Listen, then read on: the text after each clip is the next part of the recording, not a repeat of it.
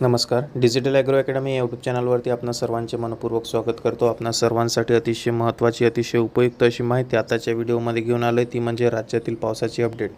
राज्यामध्ये जे आहे 15-16 मार्चपासून ते 25 मार्चपर्यंत अतिशय जोरदार, मुसळधार, अवकाळी आणि गारपिटीसह वादळी वाऱ्यासह पावसाची शक्यता आहे वर्तवण्यात येत आहे. हा पाऊस 2 टप्प्यांमध्ये राज्यामध्ये बरसणार आहे. त्यामध्ये 16 मार्चपासून ते 19 मार्चपर्यंत आणि 22 मार्चपासून ते 26 मार्चपर्यंत ही पावसाची सक्रियता राज्यामध्ये असणार आहे. यामध्ये सर्वाधिक जो पावसाचा जोर असेल तो म्हणजे पूर्व विदर्भ, पश्चिम विदर्भ, मराठवाडा आणि त्याच्यानंतर पश्चिम महाराष्ट्रातील काही जिल्ह्यांमध्ये, या भागांमध्ये अतिशय जोरदार, मुसळधार हा पाऊस बरसणार आहे. त्यामुळं राज्यातील सर्व शेतकऱ्यांनी जे आहे आपल्या पिकांची काळजी घेणे गरजेचे आहे. यामध्ये ज्या शेतकऱ्यांचा गहू हरभरा असेल त्यांनी गहू हरभऱ्याचं योग्य प्रकारे नियोजन करणे गरजेचं आहे. गहू हरभरा काढून ठेवलेला असेल तर तो व्यवस्थितपणे झाकून ठेवणे गरजेचे आहे, जेणेकरून तुमच्या पिकाचं नुकसान होणार नाही. कारण या अवकाळी पावसामध्ये गारपीट होण्याची सुद्धा शक्यताही वर्तवण्यात आलेली आहे. त्यामुळे स्वतःची आणि आपल्या पिकांची, गुराढोरांची काळजी घेणे हे अत्यंत गरजेचे आहे. तर या व्हिडिओमध्ये आपण संपूर्ण या ठिकाणी अपडेट बघणार आहे की कोणत्या भागामध्ये नेमका कशा प्रकारचा पाऊस बरसणार आहे, कोणत्या भागामध्ये गारपिटीची शक्यता आहे, कोणत्या भागामध्ये पाऊस मुसळधार होईल मात्र गारपीट होणार नाही, तर कोणत्या भागामध्ये पावसाची जी अपडेट आहे ती त्या ठिकाणी अतिशय हलक्या स्वरूपाचा पाऊस त्या ठिकाणी बरसणार आहे. तर ही संपूर्ण अपडेट जाणून घेण्यासाठी तुम्हाला फक्त हा व्हिडिओ जो आहे तो शेवटपर्यंत स्किप न करता बघायचा आहे, जेणेकरून संपूर्ण अपडेट जी राहील ती तुम्हाला अचूकपणे आणि सविस्तरपणे कळून येईल. त्याचबरोबर या व्हिडिओमध्ये आपण हवामान अभ्यासक पंजाब डग यांनी दिलेला त्यांचा नवीन हवामान अंदाज जो आहे तो सुद्धा जाणून घेणार आहे आणि हवामान खात्याचा इशारा काय आहे तो सुद्धा सविस्तरपणे जाणून घेणार आहे. त्यासाठी व्हिडिओ स्किप न करता शेवटपर्यंत बघा.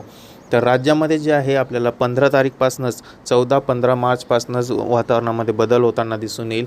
अनेक भागांमध्ये ढगाळ वातावरणाचा परिणाम असेल तर काही भागांमध्ये जे आहे त्या ठिकाणी भाग बदलत रिमझिम स्वरूपाच्या अशा प्रकारच्या पावसाची सुरुवात देखील झालेली असेल. त्यानंतर 16 मार्चपासून अनेक भागांमध्ये आपल्याला मुसळधार पाऊस त्या ठिकाणी बघायला मिळणार आहे. वादळी वाऱ्यासह पाऊस बघायला मिळणार आहे आणि पावसाची जी सक्रियता आहे ती त्या ठिकाणी अतिशय जोरदार अशा स्वरूपाची असेल. यामध्ये विदर्भाचा जो भाग आहे, विदर्भामध्ये पूर्व विदर्भामध्ये नागपूर, भंडारा, गोंदिया, गडचिरोली, चंद्रपूर हा जो परिसर आहे, या परिसरामध्ये पावसाची जी सक्रियता आहे ती आपल्याला 16, 17, 18 आणि 19 मार्च दरम्यान बघायला मिळेल. अनेक भागांमध्ये त्या ठिकाणी गारपीट होण्याची सुद्धा शक्यताही वर्तवण्यात आलेली आहे. तसेच अतिशय मुसळधार वादळी वाऱ्यासह हा पाऊस त्या ठिकाणी असणार आहे. त्यानंतर आपण पश्चिम विदर्भाचा जर विचार केला तर पश्चिम विदर्भामध्ये अकोला, बुलढाणा, वाशिम, यवतमाळ, अमरावती, अचलपूर, जळगाव, जामोद, संग्रामपूर, तेल्हारा, शेगाव, खामगाव, नांदुरा हा जो संपूर्ण परिसर येतो, या परिसरामध्ये पावसाची शक्यता ही 16 मार्च ते 19 मार्चपर्यंत असणार आहे. आणि त्याच्यानंतर 19 मार्चनंतर 20-21 या 2 दिवशी थोडा त्या ठिकाणी पावसाची सक्रियता कमी होईल आणि 22 मार्चपासून ते 26 मार्चपर्यंत परत एकदा पावसाची मोठी सक्रियता या ठिकाणी बघायला मिळणार आहे. म्हणजे संपूर्ण 8 ते 10 दिवस पावसाचे या ठिकाणी असणार आहेत, या भागामध्ये असणार आहेत. त्यानंतर मराठवाड्याचा जर विचार केला तर मराठवाड्यामध्ये हिंगोली, परभणी, नांदेड, त्याच्यानंतर धाराशिव, बीड, जालना, छत्रपती संभाजीनगर हा जो संपूर्ण परिसर येतो, या परिसरामध्ये देखील पावसाची जी सक्रियता आहे ती मोठ्या प्रमाणावर बघायला मिळणार आहे. या भागामध्ये देखील आपल्याला 16-17 तारखेपर्यंत ढगाळ वातावरणाचा परिणाम दिसून येईल. त्याच्यानंतर 17 मार्चपासून ते 19 मार्चपर्यंत पावसाची जी सक्रियता आहे ती आपल्याला मोठ्या प्रमाणात त्या ठिकाणी बघायला मिळेल. मुसळधार ते अतिशय मुसळधार अशा प्रकारच्या पावसाची सक्रियता ही त्या ठिकाणी असणार आहे. अनेक भागांमध्ये गारपीट होण्याची सुद्धा शक्यता ही वर्तवण्यात येत आहे. त्यामुळे येथील शेतकऱ्यांनी सुद्धा सावधानता बाळगणे गरजेचे आहे. त्यानंतर उत्तर महाराष्ट्राचा जर विचार केला तर उत्तर महाराष्ट्रामध्ये आपल्याला धुळे, नंदुरबार, जळगाव, खान्देश, भुसावळ, त्याच्यानंतर नाशिक, इगतपुरी, त्र्यंबकेश्वर हा जो संपूर्ण परिसर येतो, या परिसरामध्ये देखील पावसाची सक्रियता बघायला मिळेल. या भागामध्ये आपल्याला 18-19 मार्च दरम्यान पावसाची मोठी सक्रियता बघायला मिळणार आहे आणि त्याच्यानंतर 23 मार्च, 24 मार्च आणि 25 मार्च दरम्यान आपल्याला पावसाची मोठी सक्रियता या ठिकाणी बघायला मिळेल. त्याच्यानंतर जर आपण पश्चिम महाराष्ट्राचा विचार केला तर पश्चिम महाराष्ट्रामध्ये नगर, पुणे, सातारा, सांगली, सोलापूर, कोल्हापूर, पंढरपूर या परिसरामध्ये देखील आपल्याला पाऊस जो आहे तो बघायला मिळणार आहे. पावसाची सक्रियता या भागामध्ये आपल्याला जी आहे ती 18, 19, 20 या दरम्यान मोठ्या प्रमाणावर बघायला मिळेल आणि त्याच्यानंतर देखील आपल्याला ही पावसाची सक्रियता सुरू असताना दिसून येणार आहे 25 ते 26 मार्चपर्यंत. तर अशा प्रकारे जे आहे संपूर्ण राज्यामध्ये ही पावसाची सक्रियता आपल्याला बघायला मिळणार आहे.